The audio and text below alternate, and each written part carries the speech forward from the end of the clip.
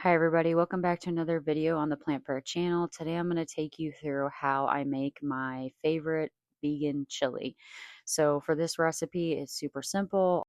You either need a large pot that you can put everything in, or you will need a crock pot that is fairly large and a regular pan. So I start out by chopping up a Vidalia sweet onion. I just love the flavor of the Vidalia onion in my chili. You can use any kind of onion you like. I just suggest this one. So I will finally chop this up almost close to a dice, and then my next step is putting it in a lightly sprayed nonstick pan. I would suggest using a medium heat setting and making sure your onions are lightly brown and at least translucent before putting it into your crock pot. So that will be your first step, cooking your onions. You'll put it into your crock pot once they're done, and then you slowly start adding in all of your other ingredients. I have two smaller cans of the Rotel crushed tomatoes with the chili fixins, a large can of Rotel, a regular size can of Brooks hot beans, a large can of Brooks mild beans, and I like to get all that good chili sauce out of there. Then I have a mixture of seasonings. For my chili specifically, I will use cayenne pepper. If you do not like a spicy chili, go ahead and omit that.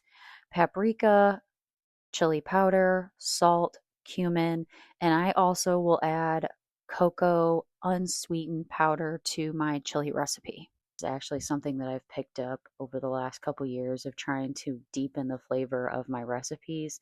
If you don't like a little bitterness to your chili, don't add it. Also, you can make this recipe as spicy or as mild as you want it. So if you don't do well with spicy, I would suggest omitting the cayenne pepper on this one. Just for the sake of the video, I added it all together, and then I sprinkle it over the top of all the beans and tomatoes.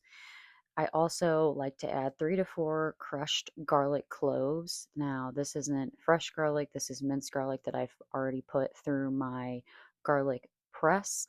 And then I will add 1 cup of room temp water. And the last ingredient I will add is 1 tablespoon of pure maple syrup. I've made this recipe with sugar-free syrup in the past. It doesn't give the same effect. It's just something about the maple flavor that just makes it feel that much more of a fall recipe. And that's literally it. I will give everything a nice big stir, get all the ingredients mixed together. I put my crock pot on low, and I will let it sit for as long as I want it to or need it to.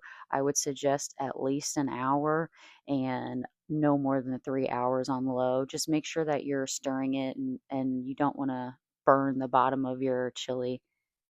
The next recipe I'll be taking you guys through is my oil-free cornbread. So I have made it an absolute staple in our home that every time we make chili, we also have to have cornbread with it. This cornbread is also jalapeno cornbread. It's very sweet, but it also has a spice to it. If you do not want spicy, then I would just skip the jalapenos. But this recipe is also fairly simple. It's basically one bowl. So you dice up your jalapenos really finely, and I will list all of the ingredients and the amounts that I use here. But for this one, I actually make a double batch because of how much chili I make. So I do 2 full jalapenos, 3 full cups of flour. I do 2 cups of cornmeal. I'll add in 2 teaspoons of regular iodized salt, some baking soda, sugar, lots of sugar, and I give that all a nice stir with a whisk. It's always important to mix all of your dry ingredients together, and I like using a whisk because it takes out any large clumps. Then I add in 2.5 cups of unsweetened almond milk. You can also use regular soy milk or cashew milk. I just use almond milk because of the low fat content. And in place of oil, I used unsweetened applesauce in this recipe, so I used about a cup. Then I will fold in everything together. Now, I would highly suggest using a larger bowl. This can get pretty messy if you're not stirring and mixing everything very gently and carefully like I am. but you're going to get all of your ingredients mixed up really well. You want kind of like a cake batter consistency here, so I'll also give it a nice stir with my whisk just to make sure everything is evenly incorporated. For this recipe, because I did a double batch, I used a 9 by 13 pan. I did lightly grease it with some canola oil spray, and I want to make sure here that I'm scraping all of those goodies out of the bottom of the bowl.